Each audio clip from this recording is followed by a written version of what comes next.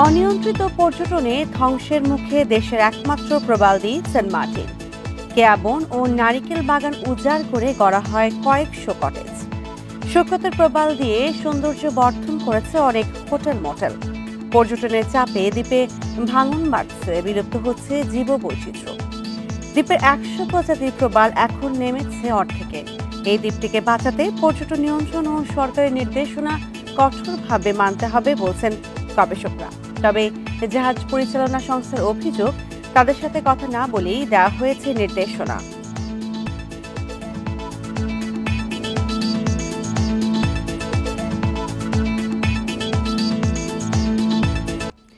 RPO সংশোধনীতে প্রতীক ব্যবহার issue নিয়ে আইন মন্ত্রণালয়ে চিঠি দিয়েছে বিএনপি।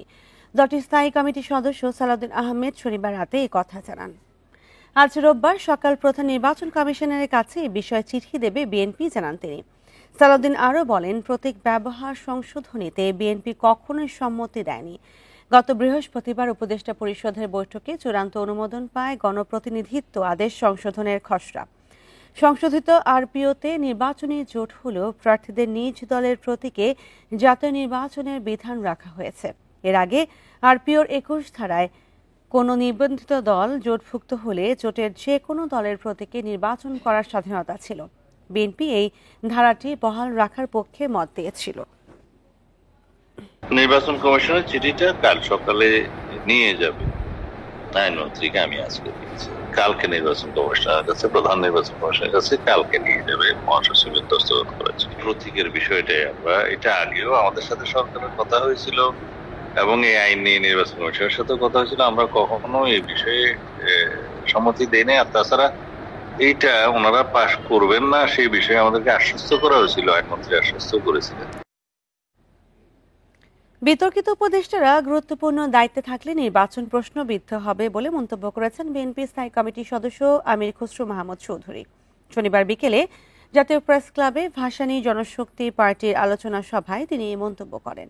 বলেন, সরকারের যেসব উপদেষ্টাদের নিয়ে প্রশ্ন উঠছে তাদের সরকারের পদ থেকে সরিয়ে দিতে হবে, অন্যথায় সব প্রচেষ্টা সত্ত্বেও এই সরকার সুষ্ঠু ও নিরপেক্ষ নির্বাচন আয়োজনে ব্যর্থ হবে।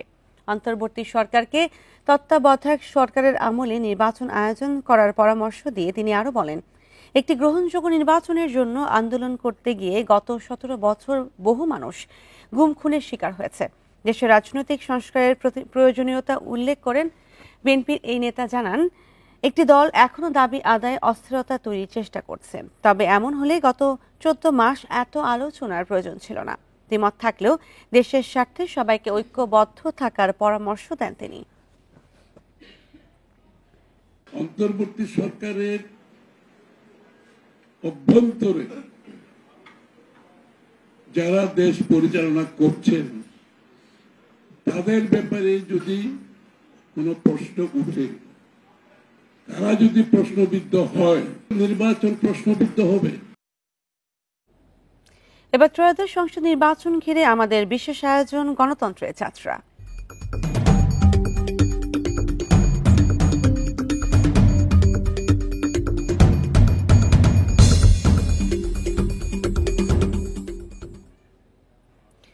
বিএনপি জোটের প্রার্থী হয়ে ঢাকা 8 আসনের প্রার্থী হতে চান বিপ্লবী ওয়ার্কার্স পার্টির সাধারণ সম্পাদক সাইফুল হক।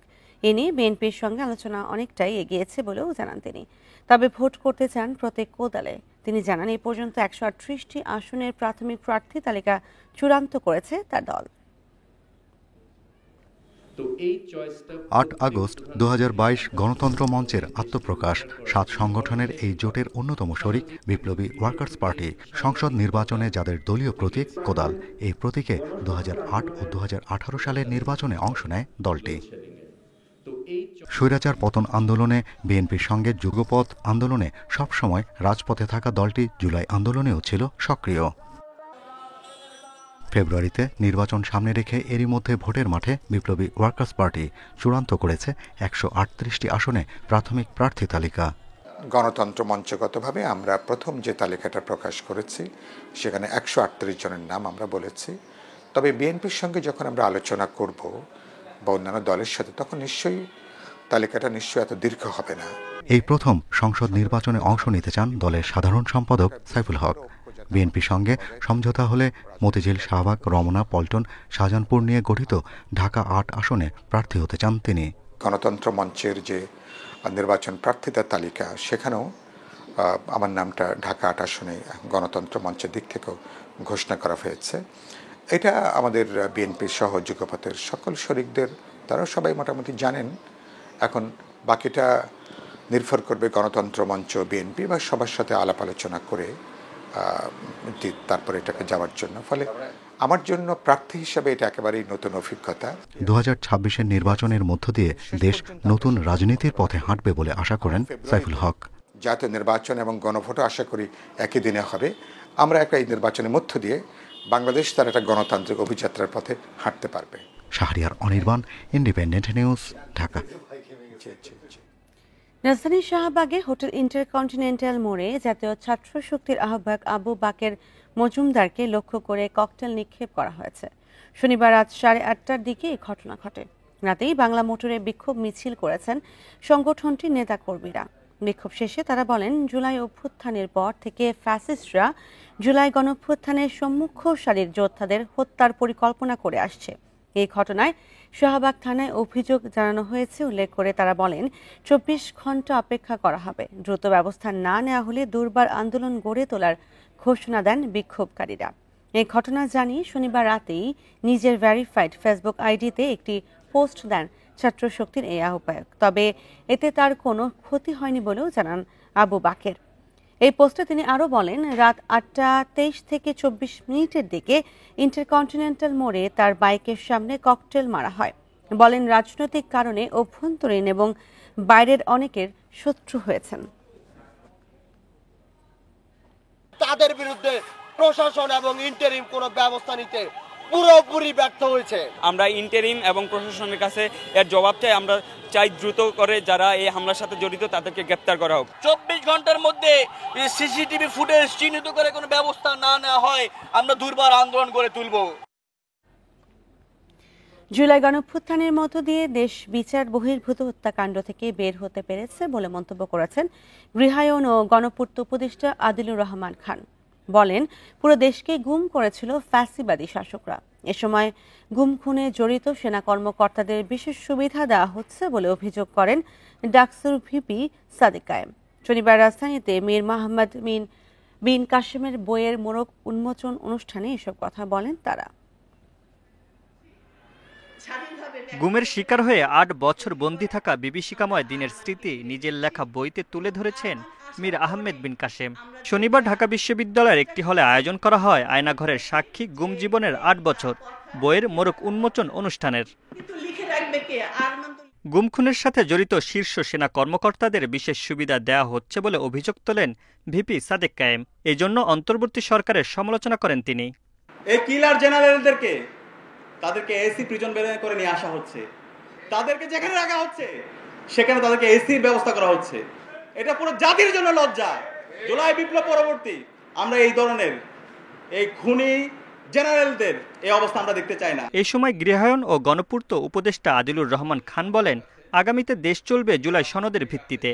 এই জন্য সবাইকে ঐক্যবদ্ধ থাকতে হবে। ফ্যাসিবাদ কিন্তু পরাজিত হলেও বারে বারে ফিরে আসার চেষ্টা করে। আমরা যেন তা একত্রিতভাবে ঐক্যবদ্ধভাবে, আমাদের মধ্যে বিভিন্ন মতের পার্থক্য থাকতে পারে, কিন্তু সবাই একত্রিত হয়ে যেন ফ্যাসিবাদের প্রতিহত করার কাজটা জারি রাখতে পারি। গুমের শিকার ভুক্তভোগী পরিবারের পাশে থাকার জন্য অন্তর্বর্তী সরকারের প্রতি আহ্বান জানান মীর আহমেদ বিন কাসেম। ভবিষ্যতে সরকারকে মানুষের অধিকার রক্ষায় কাজ করতে হবে বলেও মন্তব্য করেন তিনি। একজন মানুষের অধিকার, সে যতই ক্ষমতাশীল ব্যক্তি হোক, সে যতই ক্ষমতাশীল দল হোক, সে যতই অধপত্যবাদী শক্তি হোক, আমার দেশের মানুষের অধিকার কেউ কোনোদিন নিতে পারবে না। এমন দেশ গড়ার কাজে আমরা আসুন সবাই একসঙ্গে ঝাঁপিয়ে পড়ি। জামাত নেতা ও ইসলামী ছাত্র শিবিরের প্রতিষ্ঠাতা সভাপতি মীর কাসেম আলীর ছেলে মীর আহমেদ বিন কাসেমকে 2016 সালের 10 আগস্ট রাজধানীতে নিজের বাসা থেকে তুলে নেওয়া হয়। পরে 2024 সালে শেখ হাসিনা পতনের পরদিন মুক্তি পান তিনি। Mamunur Rahman, independent News, Dhaka. বঙ্গোপসাগরে অবস্থানরত নিম্নচাপটি আরও পশ্চিমোত্তর পশ্চিম দিকে অগ্রসর হচ্ছে। এটি আরও ঘনীভূত হয়ে ঘূর্ণিঝড়ে পরিণত হওয়ার শঙ্কা রয়েছে। আবহাওয়া অধিদপ্তর জানিয়েছে নিম্নচাপটি শনিবার সন্ধ্যা ৬টায় কক্সবাজার সমুদ্র বন্দর থেকে ১,২৪৫ কিলোমিটার দক্ষিণে অবস্থান করছিল। এর কেন্দ্রে বাতাসের গতিবেগ ঘন্টায় সর্বোচ্চ ৪০ কিলোমিটার, যা ঝোড়ো হাওয়া আকারে ৫০ কিলোমিটার পর্যন্ত বৃদ্ধি পাচ্ছে। নিম্নচাপের কেন্দ্রে সাগর উত্তাল রয়েছে। দেশের ৪ সমুদ্র বন্দরে ১ নম্বর সতর্ক সংকেত জারি করেছে আবহাওয়া অফিস। এটি ঘূর্ণিঝড়ে রূপ নিলে দেশের দক্ষিণাঞ্চলে ভারী বৃষ্টি ও ঝড়ের শঙ্কা রয়েছে।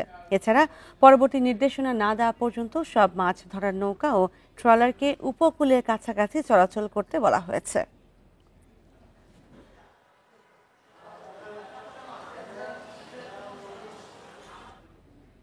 ঢাকার চারপাশের নদীগুলো রক্ষায় বিশ্ব ব্যাংকের সঙ্গে একটি গুরুত্বপূর্ণ প্রকল্প চূড়ান্ত করা হয়েছে বলে জানিয়েছেন পরিবেশ, বন ও পানি সম্পদ উপদেষ্টা সৈয়দা রিজওয়ানা হাসান। আগামী ডিসেম্বর প্রকল্পটি পাশ হবে বলে আশা তার। শনিবার বিকেলে গাজীপুরের কাপাসিয়া উপজেলার শীতলক্ষ্যা নদীতে ধাঁধার চর পরিদর্শনে গিয়ে সাংবাদিকদের প্রশ্নের জবাবে একথা জানান তিনি। বলেন, ঢাকা শহরের 4টি নদী নিয়ে বিশ্ব ব্যাংকের সহায়তায় একটি প্রকল্প বাস্তবায়ন করতে যাচ্ছে সরকার। পরিবেশ দূষণ রোধে দেশবাসীকে সহায়তার আহ্বান জানান তিনি। নদী বাঁচাতে শিগগিরই বর্জ্য ব্যবস্থাপনা ঢেলে সাজানোর কথাও জানান উপদেষ্টা। এ সময় সেন্ট মার্টিন দখলদারীদের বিরুদ্ধে সরকার কঠোর পদক্ষেপ নিয়েছে জানিয়ে পলিথিনের বিরুদ্ধে অভিযান চলছে বলে জানিয়েছেন রিজওয়ানা হাসান।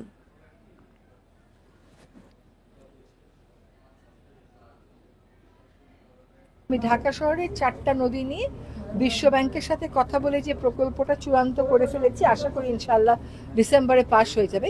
সেই প্রকল্পে কিন্তু ডিপার্টমেন্ট অফ এনভায়রনমেন্টের জন্য একটা আলাদা টাকার বরাদ্দ রাখা হয়েছে, জনবলেরও ব্যবস্থা রাখা হয়েছে, যন্ত্রপাতিরও ব্যবস্থা রাখা হয়েছে, যাতে তারা নজরদারিটা বাড়াতে পারে। প্রবাল দ্বীপ সেন্ট মার্টিনকে বাঁচাতে নিয়ন্ত্রণ করতে হবে পর্যটন। গবেষকরা বলছেন, পর্যটনের চাপে দ্বীপে ভাঙন বাড়ছে, বিলুপ্ত হচ্ছে জীববৈচিত্র্য।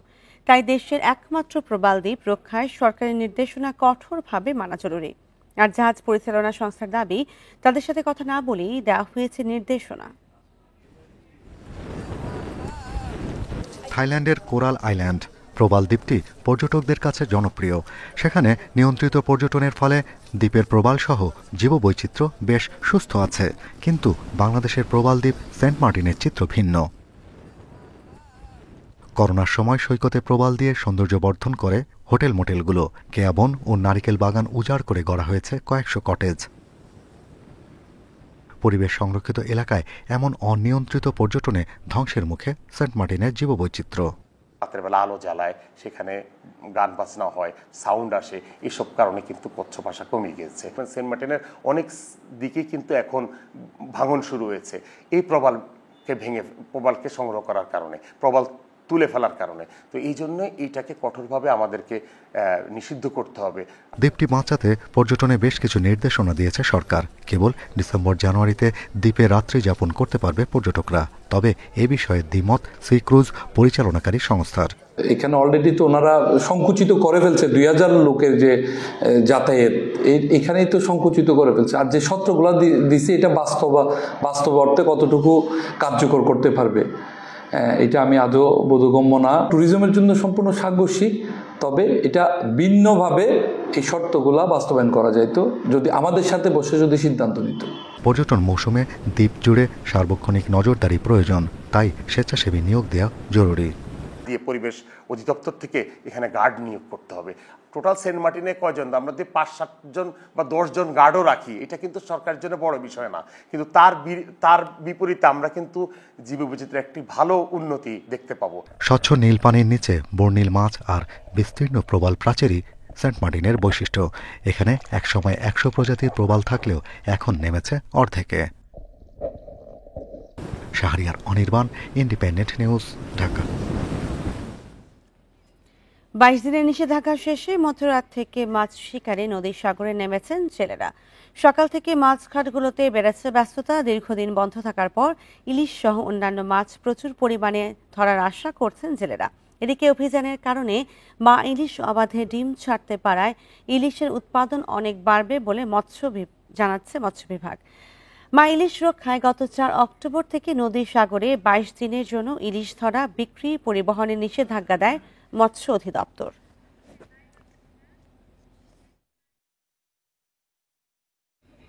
আর এই নিয়ে আরো জানাতে চাঁদপুর থেকে যুক্ত হয়েছেন সহকর্মী মনিরুজ্জামান বাবলু। বাবলু, জেলেরা কি পরিমাণ মাছ পেয়েছে এবং ক্রেতা বিক্রেতা মাছের দাম নিয়ে কি বলছেন?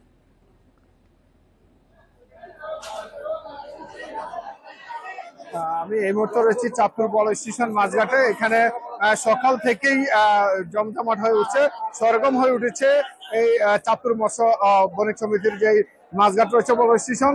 এখানে শুধু ইলিশ বিক্রি হয়, পাশাপাশি নদীর মাছগুলো বিক্রি হয়। আজকে সকাল থেকে এখানে ইলিশের আমরা দেখেছি ট্রলার, অনেকগুলো নৌকা এসেছে, ট্রলার এসেছে। সেখান থেকে যে ইলিশের যে 22 দিনের নিষেধাজ্ঞা অভিযান শেষে কিন্তু ইলিশের কর্মযোগ্যতা ফিরেছে। আমরা দেখেছি এখানে শ্রমিকরা খুবই আনন্দিত, উত্তেজিত। জেলেরা মাছ নিয়ে আসছে ঘাটে। এই মাছের যে অবস্থা, তবে বিগত বছরের তুলনায় এবার মাছের আকার ভেদ কিছুটা ছোট সাইজের বলছেন ব্যবসায়ীরা।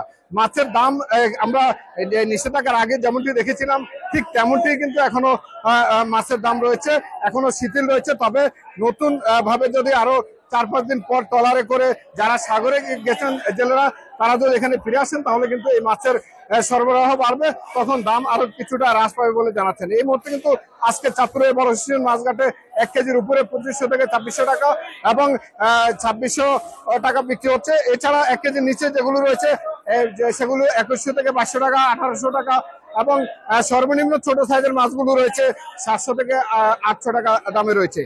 চাঁদপুরের ইলিশের মাছঘাটের এই সরগম হওয়াতে পান চাঞ্চল্যতা ফিরেছে জেলেদের মাঝে এবং ব্যবসায়ীদের মাঝে।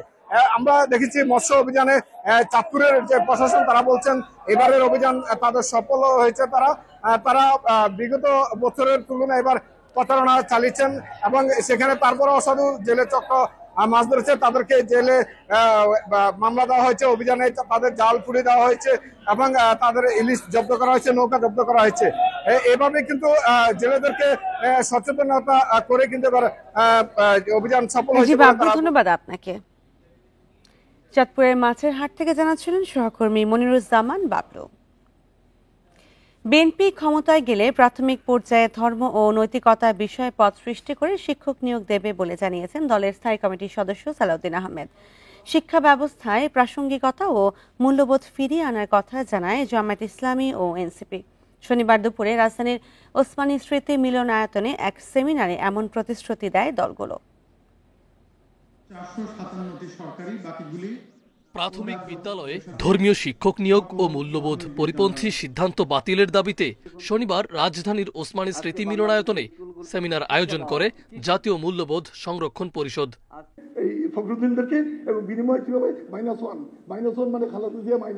সেমিনারে বিএনপির স্থায়ী কমিটির সদস্য সালাউদ্দিন আহমেদ বলেন, বিগত ফ্যাসিস্ট আমলে শিক্ষা খাত ও ধর্মীয় মূল্যবোধে আঘাত হানা হয়েছে।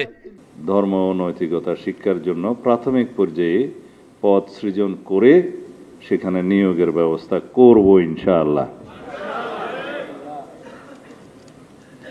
সেই ক্ষেত্রে সকলেরই সহযোগিতা প্রয়োজন, জাতির ঐক্য প্রয়োজন। সুষ্ঠু জাতি গঠনে প্রাথমিক বিদ্যালয়ের 2 কোটি শিশুর জন্য ধর্মীয় শিক্ষক আবশ্যক বলে জানায় জামায়াত ও এনসিপি। ক্ষমতায় গেলে শিক্ষা ব্যবস্থায় প্রাসঙ্গিকতা ও মূল্যবোধ ফিরিয়ে আনার কথা জানায় দল দুটি। জাতি নামক এই বিল্ডিং, এই সভ্যতা নামক এই বিল্ডিং এর নির্মাণের পেছনে আছে প্রাথমিক বিদ্যালয়ে অধ্যয়নরত 2 কোটি শিশু। নানান কথার নামে আপনি ইনক্লুসিভ বলবেন, রেইনবো বলবেন, প্লুরালিজম বলবেন, ট্রান্সজেন্ডার বলবেন, এই শিক্ষা দিয়ে ফাউন্ডেশনকে আপনি নষ্ট করবেন। ইউ হ্যাভ নো রাইট, আপনার কোনো অধিকার নেই। এটা আমাকে কম্প্রোমাইজ করতে হয়েছে ফেসিবালদের বিনিময়ে, জিপিএ 5 এর বিনিময়ে এবং বিভিন্ন সরকারি প্রণোদনার বিনিময়ে। আপনারা অস্বীকার করতে পারবেন যে আপনাদেরকে বিভিন্ন সরকারি প্রণোদনা দেওয়া হয় নাই? অস্বীকার করার কোনো সুযোগ নাই। সেমিনারে শিক্ষা ও মূল্যবোধে আঘাত হানে এমন সব সিদ্ধান্ত বাতিলের দাবি জানান বক্তারা। আসুন সবাই মিলে আমরা।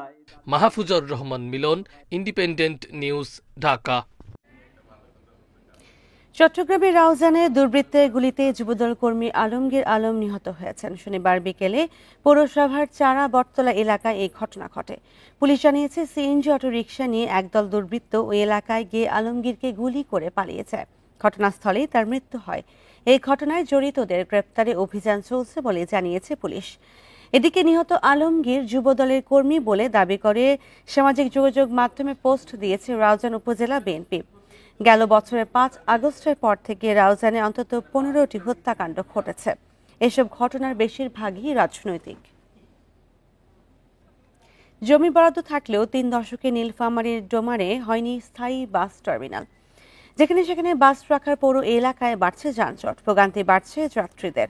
প্রকল্পটি বাস্তবায়নে নতুন করে আলোচনা চলছে বলে জানিয়েছে উপজেলা প্রশাসন। এটি ডোমার পৌরসভা বাস টার্মিনালের জায়গা। 30 বছর আগে এই জায়গাটি বরাদ্দ দেয় সরকার, তবে রাজনৈতিক হস্তক্ষেপ সহ নানা কারণে স্থাপন হয়নি টার্মিনালটি। এখন খালি জায়গায় বিভিন্ন মালামাল রাখছেন আশপাশের ব্যবসায়ী ও বাসিন্দারা।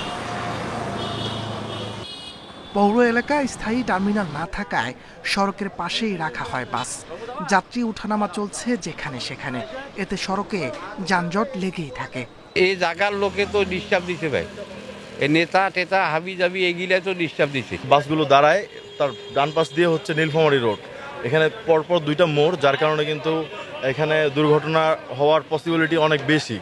সড়ক ব্যবহারকারীদের দুর্ভোগের পাশাপাশি ক্ষুব্ধ পরিবহন শ্রমিকরাও। বাস স্ট্যান্ড হলে ভালো হয়, নাহলে রাস্তাতে গাড়ি নামানোর সঙ্গে গাড়ির যানজট লাগিয়ে দুর্ঘটনা ঘটে বেশি। আমরা প্রস্তাব দিচ্ছি আবারও যে আমাদেরকে ওইখানে কাউন্টার করে দেওয়া হোক, তাহলে পোস্ট কাউন্টার লোকাল গাড়ি, সেখানে যানজট সৃষ্টি হবে না।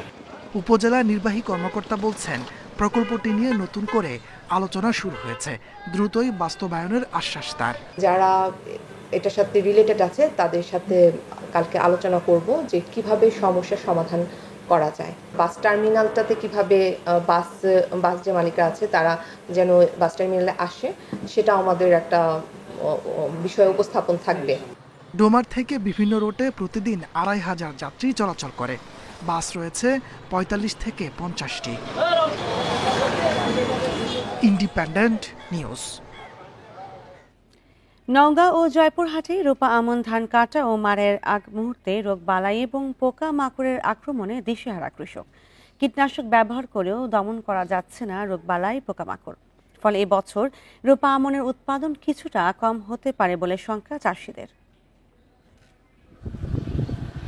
নওগাঁয় রূপা আমন কাটা মারাইয়ের মাত্র 15 থেকে 20 দিন আগে ধান খেতে ব্লাস্ট, ইঁদুর ও মাজরা সহ বিভিন্ন প্রকার আক্রমণ দেখা দেয়। বালাইনাশক দিয়েও সুফল না মেলায় ধানের উৎপাদন কমার শঙ্কায় চাষিরা। এই বছরে আমাদের এখানে প্রথম আর কি আক্রমণটা বেশি হয়ে গেছে। চিনি ওষুধ দিচ্ছি, করা 20 দিন 25 দিনের মেয়াদ দিচ্ছে, দেওয়ার পর সেই 1 সপ্তাহ যায় না।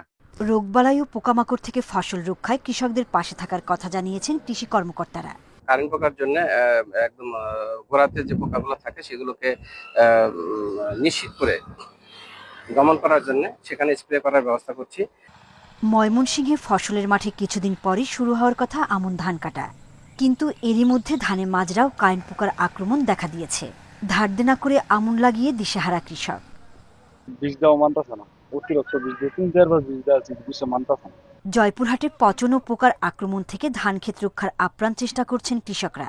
তাদের অভিযোগ, কৃষি বিভাগের সহযোগিতা না পেয়ে সনাতন পদ্ধতিতে ফসল বাঁচানোর চেষ্টা করছেন। দিশেহারা হয়ে গেছে, স্প্রে করতে করতে আমাদের এখানে কোনো কৃষি বিভাগ থেকে কেউ আসে না বা দেখেও না। তবে কৃষি কর্মকর্তার দাবি, এখনো ছত্রাকের সংক্রমণ এবং পোকামাকড়ের আক্রমণ আশঙ্কাজনক নয়। ব্লক পর্যবেক্ষকের কৃষি কর্মকর্তার পরামর্শ নিয়ে আপনারা সঠিক সময়ে সঠিক মানের ওষুধ আপনারা ব্যবহার করবেন, তাতে কাঙ্ক্ষিত ফলাফল পাবেন এবং ফসলটা অবশ্যই নিরাপদ ফসল আমরা ঘরে তুলতে পারব। সময় মতো প্রতিকার না পেলে উৎপাদন বিপর্যয়ের পাশাপাশি লোকসানের শঙ্কায় কৃষকরা। সোহেলি জাহান, ইন্ডিপেন্ডেন্ট নিউজ। আর বিষয়ে আরো জানাতে নওগাঁ থেকে যুক্ত হচ্ছেন সহকর্মী সাদেকুল ইসলাম। সাদেকুল ইসলাম, কীটনাশক ব্যবহার করেও পোকামাকড় দমন করা যাচ্ছে না, কৃষকরা বিপাকে, কি বলছে কৃষি অধিদপ্তর? আপনি জানেন যে দেশের কিন্তু অন্যতম ধান উৎপাদনকারী জেলা কিন্তু নওগাঁ। এবছর কিন্তু রূপা আমনের চাষ করা হয়েছে 1,79,125 হেক্টর জমিতে। এখানে কিন্তু কৃষি বিভাগ আশা করছে যে প্রাকৃতিক বিপর্যয় না হলে প্রায় 7 লাখ মেট্রিক টন কিন্তু চাল আকারে তারা পাবেন এবং চাল পাবেন। কিন্তু আমরা যেটি লক্ষ্য করেছি যে ধান কাটা মারাইয়ের মাত্র আর 1 সপ্তাহ আগে আপনার দেখেন কিন্তু এই ধানগুলোতে বিশেষ করে আপনার মহাদেবপুর, নওগাঁ সদর, রানীনগর, আত্রাই, নিয়ামতপুর 11টি উপজেলার প্রায় 8-9টি উপজেলাতে ব্যাপকভাবে কিন্তু আপনার মাজরা পোকা, লেদা পোকা, কারেন্ট পোকা এগুলোর কিন্তু আক্রমণ দেখা দিয়েছে এবং এর পাশাপাশি কিন্তু আপনার বিভিন্ন ছত্রাক জাতীয় রোগ এবং ব্লাস্ট রোগ কিন্তু দেখা দিয়েছে। এর ফলে যেটি ঘটছে সেটি হচ্ছে কিন্তু আপনার ব্লাস্ট রোগের কারণে গোড়া পচে যাওয়ায় ধানের শীষ কিন্তু মরে যাচ্ছে, গাছই কিন্তু মরে যাচ্ছে, ধানের গাছই মরে যাচ্ছে। এছাড়া আপনার এই যে কুচি কেটে দেওয়ার কারণে কারেন্ট পোকা এবং লেদা পোকা এই ধানের ইয়েগুলো কিন্তু চারাগুলো কিন্তু মরে যাচ্ছে এবং একেবারেই কিন্তু জমিগুলোতে আপনার দেখা যাচ্ছে যে আপনার পাতা মরে আছে। আপনার 1 বিঘা জমিতে কৃষকরা বলছেন যে আক্রান্ত জমিগুলিতে আপনার ধরেন যেখানে 18 থেকে 20 মণ ধান উৎপাদন হতো সেখানে কিন্তু এবছর কমপক্ষে 4 থেকে 5 মণ ধান কিন্তু আসলে কম হবে।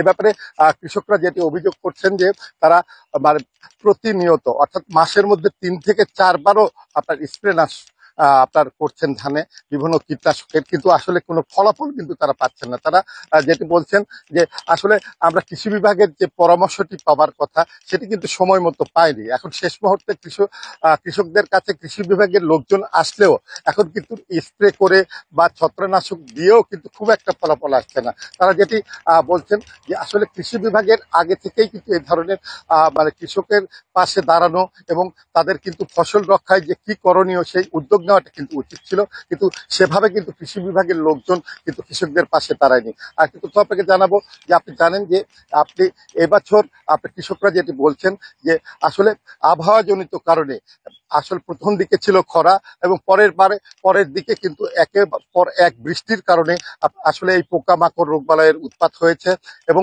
এই কারণে কিন্তু আপনার এই যে উৎপাদন খরচ কৃষকরা যেটি বলছেন যে 1 বিঘা জমিতে তাদের রোপামনে 8 থেকে 10,000 টাকা আসলে খরচ হবার কথা থাকলেও এই ছত্রাকনাশক রোগবালাই দমনে আপনার এবং কীটনাশক ব্যবহারের ফলে তাদের কিন্তু 1,500 থেকে 2,000 প্রতি বিঘাতে কিন্তু খরচ বাড়বে।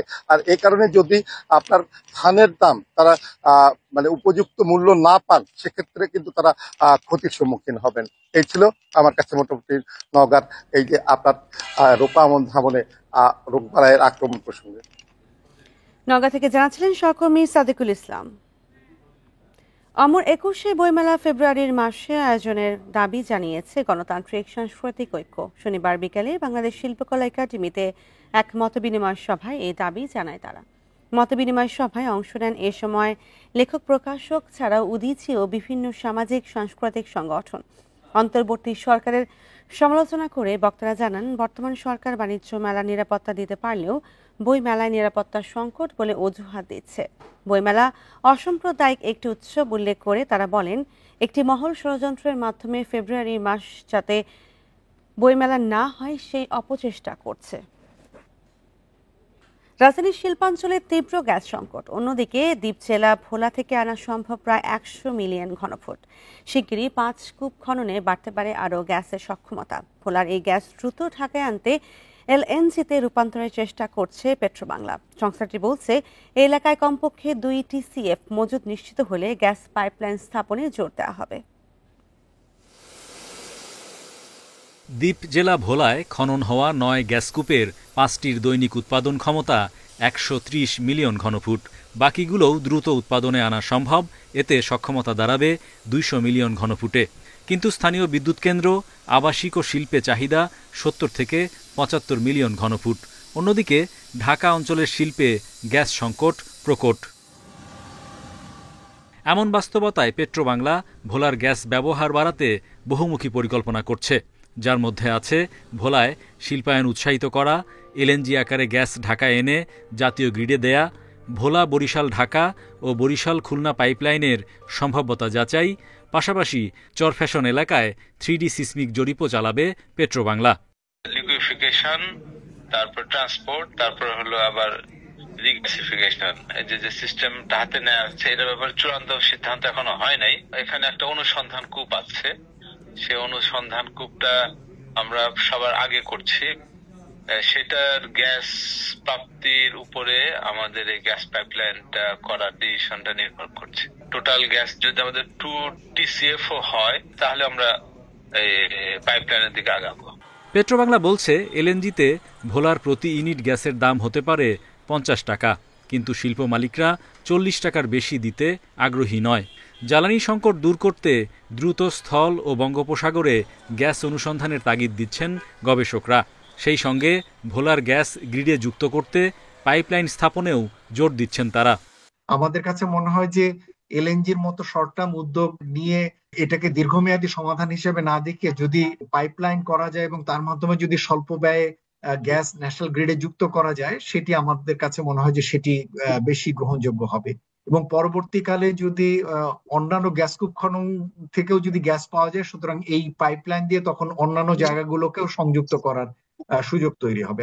গত সরকার সিএনজি আকারে ঢাকার শিল্পাঞ্চলে 5 মিলিয়ন ঘনফুট গ্যাস আনার অনুমোদন দিলেও আসছে 3 মিলিয়ন পর্যন্ত। প্রতি ইউনিটের দাম পড়ছে 47 টাকা। Hari Saha, independent News, Dhaka.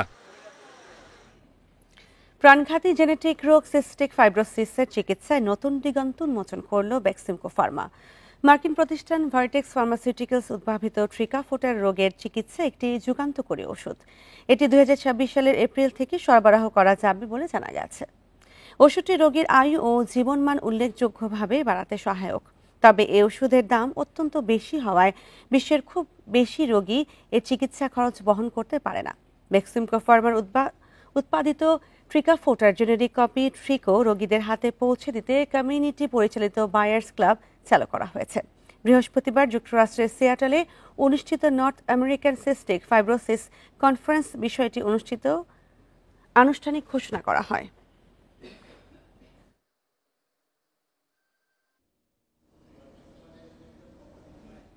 নিলামে ভালো দাম মিলছে সমতলের চা পাতার। গত কয়েক মৌসুমে লোকসানের পর পঞ্চগড়ের চা চাষিদের মুখেও তাই হাসি ফুটেছে। কারখানা মালিকরা বলছেন, চায়ের গুণগত মান বাড়লে দামও ভালো পাওয়া যায়। উন্নত মানের চা তৈরিতে প্রশাসন, স্থানীয় চা বোর্ডের নীতি নির্ধারণ সহ কড়া তদারকির সুফল মিলছে বলছেন সংশ্লিষ্টরা। দেশের তৃতীয় চা অঞ্চল হিসেবে পরিচিত পঞ্চগড়ে কয়েক বছর ধরে লোকসান গুনছিলেন চা চাষিরা। মাত্র 12 টাকা কেজি দরে কাঁচা পাতা বিক্রি এবং 40 থেকে 50% মূল্য কর্তন করেও পাওনা টাকার জন্য ক্ষুদ্র চাষিদের ঘুরতে হতো দিনের পর দিন। তবে সম্প্রতি ভালো মানের কাঁচা পাতা 32 থেকে 35 টাকা কেজিতে কিনছেন কারখানা মালিকরা। এতে নতুন করে স্বপ্ন দেখতে শুরু করেছেন সমতলের চা চাষিরা। অনেক চা চাষি ছিলাম যারা চা বাগান আমরা তুলে ফেলছি, কিন্তু এই সিজনে চায়ের রেট আমরা ভালো পাচ্ছি, 30-32 টাকা করে রেট পাচ্ছি। আমরা অনেকটা লাভবান হচ্ছি আর কি। এই বছরকার মতে আমরা সুন্দর দামও পাচ্ছি আর চা বাগানের সুন্দর যত্ন নিচ্ছি। মান ভালো না হলে ভালো দাম পাওয়া যায় না উল্লেখ করে কারখানা মালিকরা বলছেন, নানামুখী উদ্যোগের ফলে এখন ভালো মানের চা উৎপাদন করছেন চাষিরা। অকশন মার্কেটেও তাই ভালো দাম মিলছে। পঞ্চগড়ের জন্য চায়ের সর্বনিম্ন দর নির্ধারণ করা হয়েছে 170 টাকা, যেখানে সিলেট এবং চিটাগাং ওই দুই অঞ্চলের চায়ের জন্য সর্বনিম্ন দাম নির্ধারণ করা হয়েছে 245 টাকা। এই যে প্রাইসের একটা প্রাইসের ডিফারেন্সের জন্য আসলে যারা বায়ার আমাদের উত্তরবঙ্গের চায়ের দিকে ঝুঁকছে বেশি। অকশন মার্কেটে চা পাতার মূল্য কম থাকায় এখানে চাষিরা ক্ষতিগ্রস্ত ছিল। তো ইদানিং যে বাজার দর চলতেছে, যে রেট চলতেছে অকশন মার্কেটে, সেটাতে চাষিরাও খুশি, আমরা ফ্যাক্টরিওয়ালারাও খুশি। জেলায় উন্নত মানের চা উৎপাদনের ক্ষেত্রে 14 দফা নীতিমালা অনুসরণ করা হয়েছে বলে জানান জেলা প্রশাসক। এই নীতিমালা বাস্তবায়ন করার ক্ষেত্রে আমরা করা একটা মনিটরিং সিস্টেম ডেভেলপ করি। যে সমস্ত চা চাষি কিংবা ফ্যাক্টরি মালিক যারা আমাদের দেওয়া 14 দফা অনুসরণ করেন নাই বা ব্যর্থ করেছেন, তাদেরকে আমরা জরিমানা করেছি। করা মনিটরিংয়ের মাধ্যমে আমরা চায়ের কোয়ালিটি এনশিওর করার চেষ্টা করছি। বর্তমানে জেলার প্রায় 10,000 একর জমিতে চা চাষ হচ্ছে। কাঁচা পাতার ন্যায্য মূল্য নিশ্চিত করা গেলে চা চাষ আরও সম্প্রসারিত হবে বলে মনে করেন স্থানীয়রা। Independent news. আর ছিল এখনকার সংবাদে। ধন্যবাদ সবাই।